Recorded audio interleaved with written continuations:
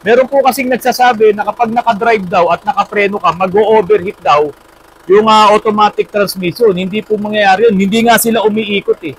Itong crosswind na to, nagawa na yung tamang tune-up, nag-cleaning ng manifold, pati sa turbo, lahat, inayos na po namin. Ito, automatic transmission. So ngayon, sabi ko, i-check muna yung fluid. Ano amoy ng fluid? Ganyan, labas mo nga, tingnan mo nga. Ang problema dito, yung may-ari nito nasa Bulacan. Eh, hindi naman nila alam kung ano yung nangyayari, no? So ito, sobrang-sobra pa sa fluid. Mainit na yan eh, dapat hindi ganyan eh. Saksak mo ulit. Linisin mo muna. Oh. So, nandito siya, oh. Ayan, nandito. Sobra-sobra yung fluid. Dapat nandito sa hot. Ito yung hot. H. Ayan, oh, letter H. Dapat nandyan lang. Ngayon, nandito na yung fluid. So, sobra-sobra siya. Bago yung fluid, pero mabaho. I-check natin kung ano ang problema. Kung sa transmission na nga ba, doon sa automatic transmission, or sa torque converter. Tignan nyo itong crosswind na to na talagang may tama na yung transmission. Pag inilagay mo sa reverse, matagal bago mag-engage. O ito, sige. Master Gerald. Start na. Tapos lagay sa reverse. Alis ang handbrake. O yan. Ayaw matras. Yan pag binigla mo revolusyon. Pag binigla rin ka, biglang papasok na. Yung cambio. Sige nga, dahan-dahan nga lang muna. Baka oy, alis yan. O yan o. So yan, nakakambyo na yan. Nakakambyo na po yan ng reverse. Ng reverse. Nakaalis na rin yung paa mo. Alis na rin yung paa, bitaw na rin yung handbrake. Bitaw na rin yung handbrake. Yan, ayaw pa umatras. Yan, naka-reverse na. Naka-reverse na po yan. Apakan ko po ng dahan-dahan niya. Sige nga, dahan-dahan lang ha. Baka may ano. Okay. O, galit na rin po. O, alalay ka sa preno ha. Baka bigla mag-engage. 1,800 RPM. Ayaw pa rin. Ayaw pa rin. Ayaw mag-reverse. Yan. O. 1,900. 1,800 RPM. Ikutan mo ha. Ikutan mo lang doon. Sige. Ikutan mo. Baka biglang gumana ha. Ayan. Doon sa dulo, yun. Ayaw mag-engage. 1,800. So, kadalasan, mga kapatid, ito yung senyales na talagang sira na ang transmission mo. Kasi yung reverse clutch, yung brake, yung reverse brake para bumaliktad yung ikot nung planetary gear, ay ayaw gumana, ayaw mag-engage. Ang primera nito, sa tingin, meron ba? Meron po. Meron ng primera. Kaya nga, yung reverse clutch ang ayaw gumana. So ngayon, ang may tama dito, yung brake clutch nung reverse. Hindi niya maipreno yung malaking planetary gear. Yun yung pinakamalaki. Pero may pagkakataon yan, biglang kakambyo yan. Binirit natin sir, mga 2,500 RPM. 2,500. Eh, okay lang. Basta i-handbrake mo muna. Sige, try mo nga. Biritin mo muna. Oh, reverse. Di, mo lang naka-handbrake. Baka biglang gumana eh. Oh. 2,500 RPM. Okay, diba? Sa 2,500, mag-iipon muna siya ng pressure eh. Diba? Kasi yung brake clutch doon sa planetary gear 4, ayaw gumana. Hindi niya mapreno ngayon yung ring gear. Ngayon kung mapepreno niya yung ring gear, may reverse kagad yan. Eh kaso, pundido na yung clutch niyan, manipis na, sunog na. So yun ang nagiging problema. So yung may-ari po nito, Mr. Garcia, na nandyan po sa Israel, hanggang sa pagkalas namin ito, bibidyohan namin para maipakita po sa iyo nitong naging problema ng inyong sasakyan. Kabibili lang ni Sir nito eh. So yun po yung mga nabibiling segunda mano. Sana bago nyo bilhin, make sure muna talaga may dala kayong magaling na mekaniko. Nagawa na namin yung ibang mga procedure, ganun pa rin. Talagang itinawag po natin na yung transmission na yung may problema. So ngayon, pag nilagay mo sa reverse, engage na yan. Engage siya po yan. Tignan nga natin. Yan. Hindi, nakapark ka pa. Yan. Matakbo na yan kahit hindi mo apakan. Oo. Kasi nag-engage na siya. Engage na. Mga kapatid, meron akong bagong bili na temperature gauge. Ngayon, meron siyang thermistor to. Ipapasok ko to doon sa loob ng transmission. Padadaanin ko po doon sa saksakan ng dipstick para makuha ko yung temperatura ng fluid kung meron bang pagbabago yung ikaw ay naka-neutral at ikaw yung naka-drive. Yan. Kasi marami po nagsasabi kapag daw po naka-drive ay mag-overheat daw ang automatic transmission fluid. Eh para sa akin naman, ano pa ang trabaho ng oil cooler? Kung ikaw ay naka-drive, nakaapa ka sa preno at mag-overheat yung ATF mo, eh walang binesa. Sabi nga, walang binesa yung transmission cooler na yun, yung automatic transmission fluid cooler na nandoon sa radiator. Ngayon titignan natin yung init ng automatic transmission fluid. Ang reading natin, dahil itinapat ko na dito sa engine itong ating temperature gauge saka yung thermistor, so nakaka-read na tayo ng 51.3 degrees Celsius. So titignan ko ngayon, kapag inilagay ko na dito sa mismong pinagpapasukan itong dipstick, kung saan nandoon yung ATF natin. O ito nga, dampihan ko nga ng konti ito kung gaano yung init na nung ATF. So ayan, nandun pa rin tayo sa 50 oh. Pakihawak mo to, ano. Papasok ko ngayon, to, dito sa loob. Kita ba, RJ? Teka, gano'n ba kahaba yan? Tignan ko nga. Para yung maipapasok natin. Ayun. So dito lang, no? Bubuhol ko na. Para sigurado tayo. Buhol ko muna. So ito lang yung kailangan na maipasok ko. Ito yung haba ng dipstick. Okay. Pasok natin. Hanggang makarating siya. Doon sa baba.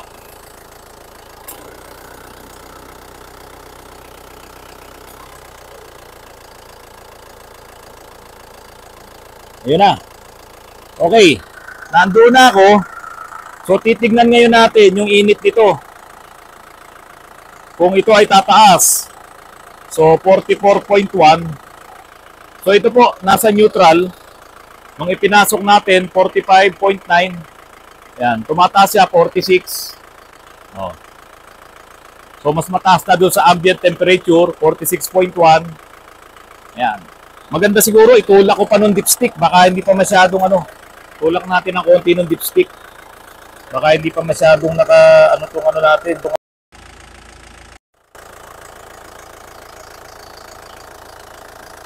Huwag lang mapuputol. Ayan. Oh, 46.1. Pasok pa natin. Oh. Titignan natin kung gaano kainit doon sa loob ng automatic transmission. Ayan, 47 na.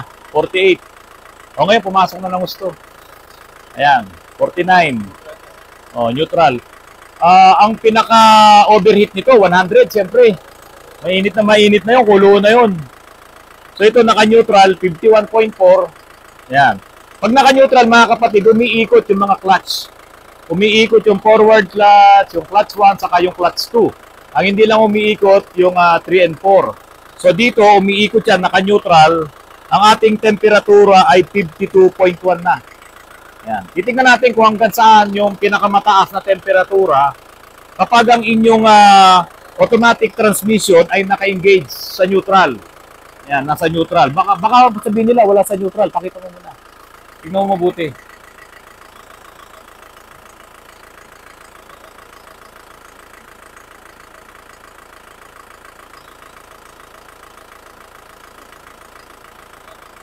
Ayan, neutral.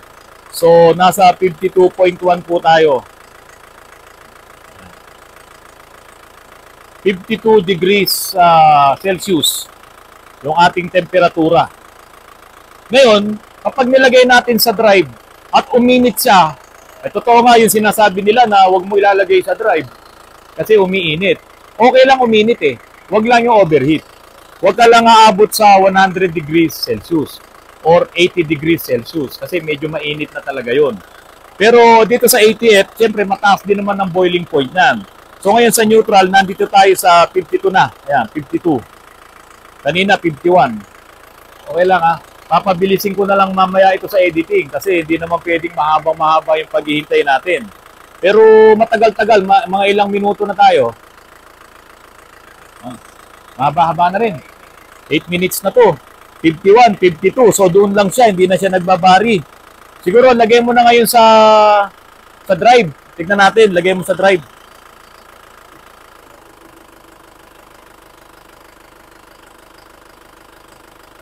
So yan, naka-brake po yan ha. Naka-preno. Naka-preno yan. Nakalagay sa drive, naka-preno si Sarento. Pakita mo Sarento. Sarento, may idol, may nag-idol sa'yo. Shout out mo. Ano pangalan? Ha?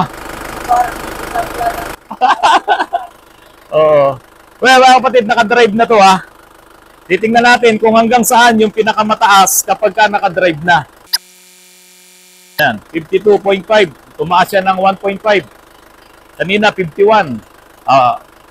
Yan, 52.6. Naka-drive yan. Pero dapat, ano yung break, kung ilang minuto na naka-drive, di ba? Maganda nga sana nito, isang oras nating i-drive, kaya ba? 52.9, 53. So yan, naka-drive po yan. 53.1. Tingnan natin kung hanggang saan yung pinakamataas. So, 6 p.m. Yan na yung ating orasan. 6 p.m. Naka-drive na siya ng almost 3 minutes. Tumaas ng almost 2 degrees lang. 2 degrees lang yung tinaas niya. Kasi, hindi, 1.5 degrees lang. O yan, bumababa na. 52.9 na. Kanina, 53. 52.8. Bumababa din siya. Nagbabari kasi yung ating ATF ay umiikot din naman doon sa cooling system. 52.7, 52.6. Tingnan niyo po mga kapatid ha. Hindi ko binagalaw tong aking relos. 52.5. Ayan, nagbabago siya. Baka bumaba pa to ng 51. So dito nyo makikita na kahit kayo nakadrive, hindi po yan mag-o-overheat. Meron po kasing nagsasabi na kapag nakadrive daw at nakapreno ka, mag-o-overheat daw yung automatic transmission. Hindi po mangyayari yun. Hindi nga sila umiikot eh. Yung lahat ng mekanismo doon kasi naka-stop yun. Ang umiikot lang dito, yung impeller doon sa torque converter dahil nakakabit sa mismo doon sa housing. Pero yung kanyang turbine, hindi po yun umiikot dahil nakakabit naman yun sa input shaft, sa output shaft, at doon sa pinakasentro. Ngayon, nakapreno ka, kaya hindi po talaga iikot lahat yun. No, ayan, tignan nyo, 52.1 na. Bumaba na rin po siya. Bababa pa yan. Meron kang cooling system. Dumadaan doon sa cooling coil, yung pahaba na nandoon sa ilalim ng radiator, ang iyong automatic transmission fluid. Ayan po, tignan nyo, 52.1 na. Parehas na lang din siya kanina nung naka-neutral tayo. So siguro, ito na yung pinaka-maximum. Hindi, bumababa pa Halos magpaparehas na sila Kaya mga kapatid, mga automatic transmission na nasasakyan nyo, lagyan nyo ng oil cooler. Malaking bagay Baka hindi siya umabot dito sa 52. Ngayon, nasa Rento, ang gawin naman natin, apakan mo rin ang preno, tapos unti-unti, i-revolution mo. Medyo paglalabanin mo lang, dahil naka-handbrake naman yan, di ba? Paglalabanin mo lang ngayon, yung para bang gusto niyang umabante. Huwag lang todo revolusyon, abante yan. Sige nga, titignan natin kung tataas ngayon yung temperatura. Apaka rin sa preno sige.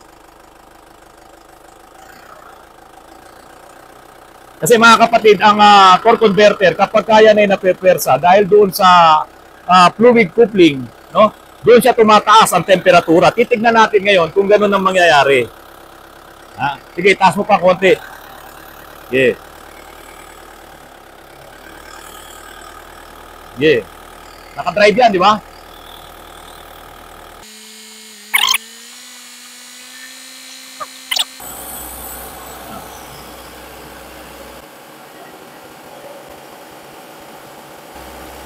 So, pataas na ng pataas yan. Pero yan, 54 na. 54.1, 54.3. Hanggang sa binibirit-birit mo yan, pataas ng pataas yan. 54.5, ayan, mag-55 na yan, 55.2, okay na, tawa na. Sapat na yon. Sapat na yon. Ngayon, mga kapatid, baka naman kasi sabihin nyo, pinipwersa ko yung automatic transmission. Anyway, ito po kasi mga kapatid, ay may problema na yung reverse nito. Talagang ito ay ibababa na namin yung automatic transmission. Ngayon, ay pinakita ko na lang sa inyo kung ano yung nangyayari kapag ka talagang binibirit mo yung mga automatic transmission, tumataas talaga yung temperatura. Tignan nyo yan, nakapahinga na yan, nasa 60 na tayo. Samantalang kanina na nakadrive at naka-neutral, nasa 50 lang po tayo, 51. Yun lang po talaga, 52. Yun lang po talaga yung naaabot niya. Ayan, tingnan nyo, nag-62 na. Sandaling panahon lang yan na pwersado yung torque converter. Ngayon, kung talagang ginagamit mo araw-araw, umaakyat ka dito sa Antipolo, tapos sobrang traffic, matindi talaga yung revolution mo. Ayan, tingnan nyo, kumaakyat pa. Diba? Hindi ka agad mamamahinga ng malamig yung fluid mo. Kaya napaka-the best talaga, maglalagay ka ngayon ng cooling coil para mapalamig yung ATF mo. Maglalagay ka ng extra na cooling coil. Ayan, mga kapatid, umaangat pa. Assuming na nakatraffic ka ngayon, ganyan ang mangyayari. Hindi siya bumababa. Umaangat siya ng umaangat. Masusunugan lang mo. Kawawa ang transmission mo. Bakit hindi ito sinasabi ng hindi ka agad masisira transmission mo? O hindi ka bibili ng panibagong sasakyan? Hindi ka bibili ng mga pyesa? Hindi ka bibili ng mga ATF? Kung talagang maiintindihan mo kung paano mo aalagaan ang iyong automatic transmission. So ito, saksing buhay, itong ating binili sa Lazada lang to Napapakinabangan ko ngayon, nakukuha natin yung temperatura ng ating automatic transmission fluid sa loob mismo. Ayan, nakapahinga na tayo pero umaangat pa rin yung ating temperatura. So ibig sabihin, hindi kaya nung cooling coil doon sa ilalim ng radiator yung init ng iyong automatic transmission fluid. Kung traffic, ganyan talaga mangyayari sa fluid mo. Kaya kung talagang bigat na bigat yung torque converter mo, nung yung automatic transmission fluid, masusunog talaga. Kaya ingatan nyo po ang inyong automatic transmission fluid. Recommendation po natin, maglagay kayo ng external na cooling coil para sa inyong ATF. Ayan, pababa na 69.8 na, pababa na siya. Naka-neutral. Kaya mga kapatid, bunutin ko na to 68.1 yung reading natin. So ayan pa rin yung ating thermistor. Ayan, bumaba na Mga kapatid, doon po sa ipinakita ko po sa inyong experiment natin. Simpleng-simple lang po yun. Pero doon naipakita natin na doon sa panandaliang panahon na yon na naka-neutral yung sasakyan. Yung sportivo na to, naka-neutral, umabot ng 51 degrees Celsius to 52 degrees Celsius, naka-neutral siya. Tapos dinala kagad natin sa drive, i-drive natin. Mga ilang minuto din yon ay umabot din ng 52 degrees Celsius, 53, tapos bumalik din siya ng 52. Bumalik din ng 51. So naglalaro-laro lang doon yung ating temperatura kasi nga meron na mga oil cooler yung ating automatic transmission fluid. Pero nung inilagay na natin sa drive at inabante natin, parang gano'n, inapakan natin yung accelerator. Sabi ko nga kay Sargento, i-handbrake mo, apakan mo pa yung preno kasi aabante yan Tapos at 1,200, 300 RPM, nire-revolution ni Sargento, pinaglalaban ko lang po doon yung torque converter natin. Kasi nakapreno siya, nakadrive, para lang makita natin kung talaga bang iinit yung ating torque converter kapag siya ay pagod na pagod. Bumabiyahe ka, mabigat yung load niya, mabigat yung hinihila niya, talagang mag-iinit po ang inyong torque converter. At pag nag-init po ang inyong torque converter, lahat ng fluid na papasok doon, mainit na din po yung, yun nga yung tinatawag nating fluid coupling. So, yun po yung nagpapainit sa ating fluid. Hindi po yung nakadrive ka, nakapreno ka. Tulad yung ginawa ni Sargento, nakadrive siya, pinreno niya, tapos inangat niya yung RPM, ay init po talaga yun. Kasi mataas yung RPM. Pero since nandoon naman siya sa standard na RPM, nandoon sa 800 RPM, yung settings natin, hindi po talaga umiinit. Nasa 52 degrees Celsius lang siya. Kaya nga mas safe pa rin kung halimbawa meron kang external cooler, baka hindi pa umabot ng 52 or 50 Celsius yung init ng iyong automatic transmission fluid sa loob ng iyong transmission. So doon sa ipinakita natin, talaga pong kapag kahirap na hirap ang inyong mga sasakyan, ang inyong automatic transmission at mabigat yung trabaho ng torque converter, mag-iinit po talaga. Kaya ang recommendation po natin, ang advice natin, dito kasi sa Pilipinas, ang problema matraffic. Tapos dito sa atin talagang uphill, downhill, kahit sabihin mong nandiyan ka sa syudad, ganun pa rin, may mataas, may mababa, tapos puno ka.